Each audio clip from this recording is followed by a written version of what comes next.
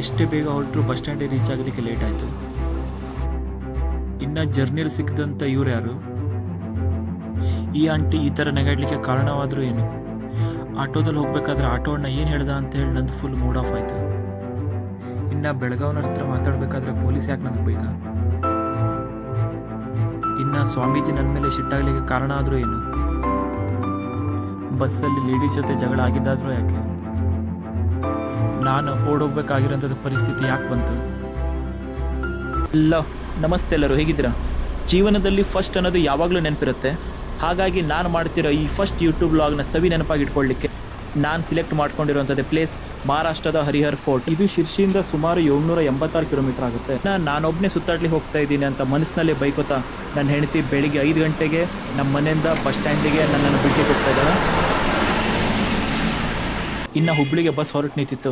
ಪಟ್ ಅಂತ ಸ್ಕೂಟಿಯಿಂದ ಇಳಿದು ಬಸ್ ಹಿಡಿದು ನನ್ನ ಹೆಂಡತಿಗೆ ಟಾಟಾ ಹೇಳಿ ನಾನು ಹೊರಟೆ ಹುಬ್ಳಿ. ನಾನೀಗ ಧಾರವಾಡ ರೈಲ್ವೆ ಸ್ಟೇಷನಲ್ಲಿದ್ದೀನಿ.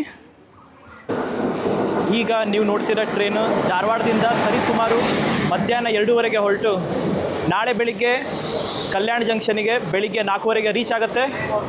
ಬನ್ನಿ ಈಗ ಈ ಟ್ರೈನ್ ಒಳಗಡೆ ಹೋಗೋಣ. ಟ್ರೈನಲ್ಲಿ ಕುಂತಿದ್ದೆ, ಈ ಅಣ್ಣ ಕೂಡ ಬೇಲ್ ಅಂತ ಬಂದರು. ನಾವು ನಮ್ಮ ಬಾಯಿ ಹೇಗೆ ಸುಮ್ಮನಿರಬೇಕು, ನಾವು ಕೂಡ ಒಂದು ಬೇಲ್ ಕೂಡ ಆರ್ಡ್ರ್ ಮಾಡಿದ್ವಿ. ಈಗ ನೀವು ನೋಡ್ತೀರ ಈ ಬೇಲಿನ ನಿಖರವಾದ ಬೆಲೆ 30 ರೂಪಾಯಿಗಳು ಮಾತ್ರ. ಇನ್ನು ಕಾಂಪಿಟೇಷನಲ್ಲಿ ಬಿದ್ದವ್ರು ಹಾಗೆ ಬೇಲನ್ನು ಪಟ ಅಂತ ತಿನ್ಬಿಟ್ಟಿದೆ. ನಾವು ಟ್ರೈನಲ್ಲಿ ಹೋಗ್ತಾ ಇರೋದು ಮುಂಬೈ ಹೋಗ್ತಾ ಇರೋ ರೂಟಲ್ಲಿ ಇವ್ರಿಗೆ ಸಿಕ್ಕಿದ್ದೀವಿ, ಜಯಪ್ರಕಾಶ್ ಅಂತ. ನಾವು ಹೊರಟಿದ್ದು ಈವ್ನಿಂಗ್ ಆಗಿರೋದ್ರಿಂದ ಟ್ರೈನಲ್ಲಿ ಔಟ್ಸೈಡ್ ಸನ್ಸೆಟ್ ವ್ಯೂ ಅಂತೂ ಒಂದಕ್ಕಿಂತ ಒಂದು ಮಸ್ತಾಗಿ ಕಾಣಿಸ್ತಾ ಇತ್ತು. ಬೇರೆಯವ್ರು ಹಾಗೆ ಟ್ರೈನಲ್ಲಿ ಕೈ ಹೊರಗೆ ಹಾಕಿ ಕಾಲು ಹೊರಗೆ ಹಾಕಿ ಎಲ್ಲ ಶೂಟಿಂಗ್ ಮಾಡಲಿಲ್ಲ. ಅಪ್ಪಿತಪ್ಪಿ ಕ್ಯಾಮ್ರಾ ಬಿದ್ದೋದ್ರೆ ಅಂತ ಟೆನ್ಷನಲ್ಲಿ ಕೈ ಕಾಲು ಹೊರಗಡೆನೇ ಹಾಕಲಿಲ್ಲ. ಮುಂದ್ಗಡೆ ಕುಂತಿದ್ದು ಆಂಟಿ ನನಗೆ ತಿನ್ನಲಿಕ್ಕೆ ಈ ಕಡಲೆ ಕೊಟ್ಟಿದ್ದಾರೆ, ಫ್ರೀಯಲ್ಲಿ ಸಿಕ್ತಂತ ಹೇಳಿ ನಾನು ಕೂಡ ತಿಂತಾ ಇದ್ದೀನಿ. ಇವ್ರಿಗೆ ಥ್ಯಾಂಕ್ ಯು ಹೇಳ್ತೀನಿ, ಥ್ಯಾಂಕ್ ಯು. ಟ್ರೈನಲ್ಲಿ ನಾನು ಆರ್ಡ್ರ್ ಮಾಡಿರೋದು ಈ ವೆಜ್ ಥಾಲಿ ಮತ್ತು ಇದರ ಬೆಲೆ 140 ರೂಪಾಯಿಗಳು ಮಾತ್ರ. ಊಟ ಮಾಡಿ ಪಟ್ ಅಂತ ಮಲಗಿದೆ. ಈಗ ನಾನು ಕಲ್ಯಾಣ ಜಂಕ್ಷನಲ್ಲಿ ರೀಚ್ ಆಗಿದ್ದೀನಿ. ಬೆಳಿಗ್ಗೆ 4 ಗಂಟೆಗೆ ಈ ಅಣ್ಣ ಪಡ್ತಾ ಇರೋ ಕಷ್ಟ ನೋಡಿ ತುಂಬ ತುಂಬಾ ಬೇಜಾರಾಯಿತು. ನಾನು ನನ್ನ ಕೈಯಲ್ಲಾಗಿದ್ದಷ್ಟು ಸಹಾಯ ಈ ಅಣ್ಣಗೆ ಮಾಡಿದೆ. ಈಗ ನೀವೇನು ನೋಡ್ತಾ ಇದ್ದೀರಾ, ಇದು ತಪೋವನ್ ಎಕ್ಸ್ಪ್ರೆಸ್.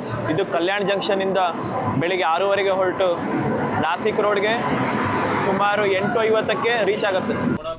ಇನ್ನು ಈ ಅಣ್ಣ ಟ್ರೈನಲ್ಲಿ ವಡಪ್ಪಾವ್ ಗರಂ ವಡಪ್ಪಾವ್ ಅಂತ ಹೇಳಿ ಬಂದರು. ನಾನೀಗ ತೊಗೊಂಡಿದ್ದು ವಡಪಾವ್ ತಿನ್ನಲಿಕ್ಕೆ.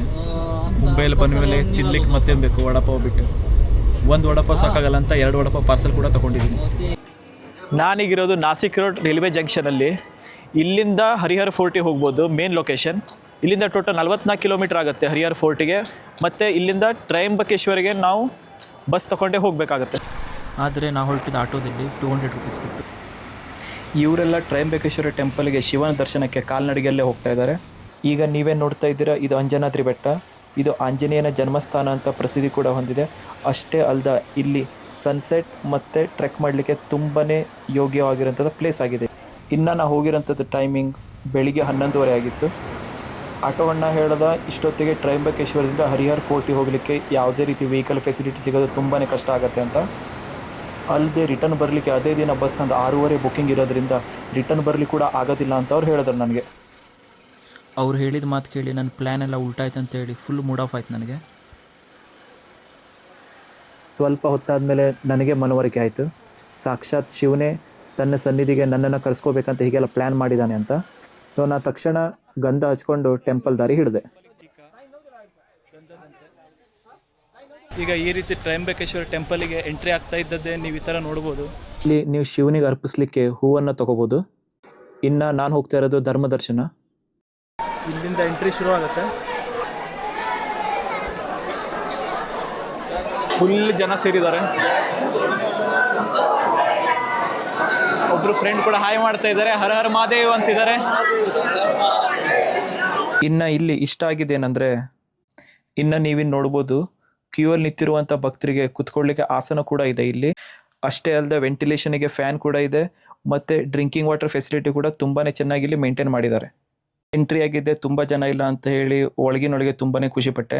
ಅದಾದಮೇಲೆ ಗೊತ್ತಾಯಿತು ಬ್ಲಾಕ್ ವೈಸ್ ಜನನ ತುಂಬಿಸಿಟ್ಟಿದ್ದಾರೆ ಅಂತ ಹೇಳಿ. ಫುಲ್ ಜನಸಾಗರನೇ ಸೇರಿತ್ತು ನಾವು ಹೋದ ಟೈಮಲ್ಲಿ. ಇಲ್ಲಿ ತ್ರಯಂಬಕೇಶ್ವರ ಬಂದಾಗೆ ಬೆಳಗಾವಿಯಿಂದ ಕೂಡ ಒಬ್ಬರು ಸಿಕ್ಕಿದ್ದಾರೆ. ಅಲ್ಲಿಗೆ ಪೊಲೀಸ್ ಬಂದು ಕ್ಯಾಮ್ರಾ ಬಂದ್ ಮಾಡಿಸಿ ಬ್ಯಾಟ್ರಿ ತೆಗೆಸಿ ಎಲ್ಲ ಮುಗಿದೋಯ್ತು ವಿಡಿಯೋ ಶೂಟಿಂಗ್ ಮಾಡೋದು. ಆದರೂ ಮೊಬೈಲಿಂದ ಸ್ವಲ್ಪ ಶೂಟಿಂಗ್ ಮಾಡಿದೆ. ಈಗ ತ್ರಯಂಬಕೇಶ್ವರ ಟೆಂಪಲ್ಗೆ ಎಂಟ್ರಿ ಮಾಡ್ತಾ ಇದ್ದೀವಿ. ಇದು ತುಂಬಾ ಪುರಾತನ ಆಗಿರೋಂಥದ್ದು ಟೆಂಪಲ್ ಆಗಿದ್ದು ಬಾಲಾಜಿ ಬಾಜಿರಾವನವರು ಕಪ್ಪು ಕಲ್ಲಿನಿಂದ ಈ ಟೆಂಪಲ್ನ ಪುನರ್ಸ್ಥಾಪನೆ ಮಾಡಿರ್ತಾರೆ. ಇನ್ನು ದೇವಸ್ಥಾನ ಬೆಳಗ್ಗೆ 5:00 ಓಪನ್ ಆಗುತ್ತೆ. ಭಕ್ತಾದಿಗಳಲ್ಲಿ ದೋಷ ಇದ್ದರೆ ಅದರ ನಿವಾರಣೆ ಕೂಡ ಇಲ್ಲಿ ನಾವು ಮಾಡಿಸ್ಬೋದು. ಸರ್ಪದೋಷ, ನಾರಾಯಣ ನಾಗಬಲಿ ಪೂಜೆ, ರುದ್ರಾಭಿಷೇಕ, ತ್ರಿಪದಿ ಶ್ರದ್ಧಾ ಪೂಜಾ, ಮೃತ್ಯುಂಜಯ ಜಪ, ನವಚಂಡಿ ಪೂಜಾ, ದೇವ್ರ ಮುಂದ್ಗಡೆನೆ ಕೂಡಿಸಿ ಎಲ್ಲ ಸಂಕಲ್ಪಗಳನ್ನು ಇಲ್ಲಿ ಮಾಡಿಕೊಡ್ತಾರೆ. ಈ ತ್ರಯಂಬಕೇಶ್ವರ ಟೆಂಪಲ್ ಭಾರತದ 12 ಜ್ಯೋತಿರ್ಲಿಂಗದಲ್ಲಿ ಇದು ಕೂಡ ಒಂದಾಗಿದೆ. ಇಲ್ಲಿ ಶಿವಲಿಂಗ ಭೂಮಿಯ ಒಳಗಡೆ ಇರೋದ್ರಿಂದ ನಮಗೆ ಶಿವಲಿಂಗ ಕಾಣಿಸೋದಿಲ್ಲ.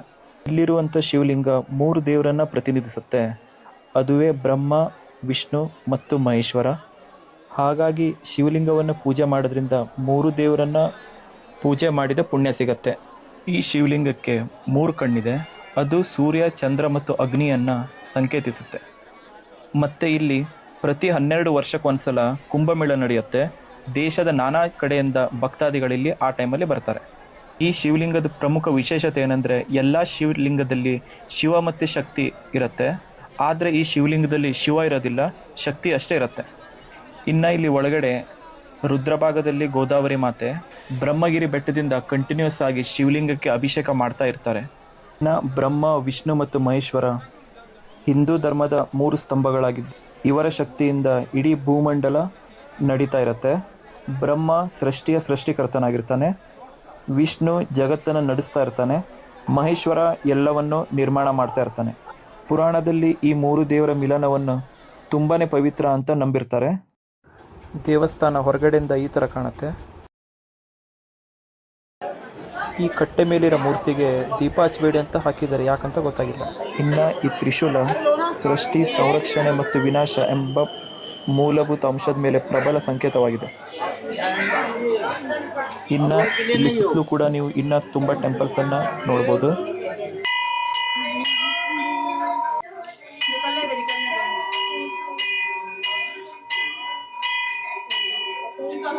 ಇನ್ನು ದೇವಸ್ಥಾನದಿಂದ ನೀವು ಹೊರಗಡೆ ಬಂದಮೇಲೆ ನೀವು ಪರ್ಚೇಸ್ ಮಾಡೋಗಿದ್ರೆ ಶಿವಲಿಂಗ, ರುದ್ರಾಕ್ಷಿ, ಮಾಲ, ಶಂಖ, ನಾನಾ ಥರ ಆಗಿರೋಂಥದ್ದು ಕಲ್ಲು ಕೂಡ ಇಲ್ಲಿ ನೀವು ತೊಗೋಬೋದು.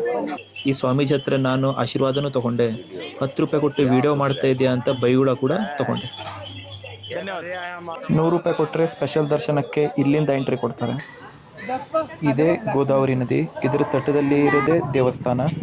ಮತ್ತು ಈ ನದಿಯಲ್ಲಿ ನೀವು ಮೀನನ್ನು ಈಗ ನೋಡ್ತಾ ಇದ್ದೀರಾ. ಇವರು ಆಂಧ್ರ ಮತ್ತು ತೆಲಂಗಾಣದವರು. ಕ್ಯೂ ಅಲ್ಲಿ ಪರಿಚಯ ಆಗಿದೆ ನನಗೆ. ನಮ್ಮ ಸ್ಟೇಟಲ್ಲಿ ಅಷ್ಟೇ ಅಲ್ಲ, ಬಸ್ಸಿನ ಸೀಟಿಗಾಗಿ ಹೆಣ್ಮಕ್ಳ ನಡುವೆ ಮಹಾರಾಷ್ಟ್ರದ ಬಸ್ಸಲ್ಲಿ ಕೂಡ ತುಂಬಾ ದೊಡ್ಡ ಘನಘೋರವಾದ ಯುದ್ಧನೇ ನಡೀತು. ಯುದ್ಧ ನೋಡ್ಲಿಕ್ಕೆ 2 ಕಣ್ಣು ಕೂಡ ಸಾಕಾಗಿಲ್ಲ ನನಗೆ.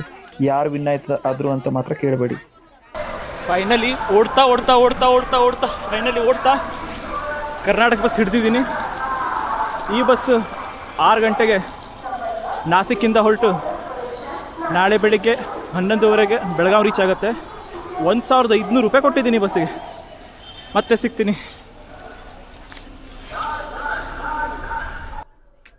ಇನ್ನು ನಾನು ಮಾಡಿರೋ ವಿಡಿಯೋ ನಿಮ್ಗೆ ಇಷ್ಟ ಆದಲ್ಲಿ ದಯವಿಟ್ಟು ಲೈಕ್, ಸಬ್ಸ್ಕ್ರೈಬ್ ಮತ್ತು ಶೇರ್ ಮಾಡೋದನ್ನು ಮರಿಬೇಡಿ. ಜೈ ಹಿಂದ್.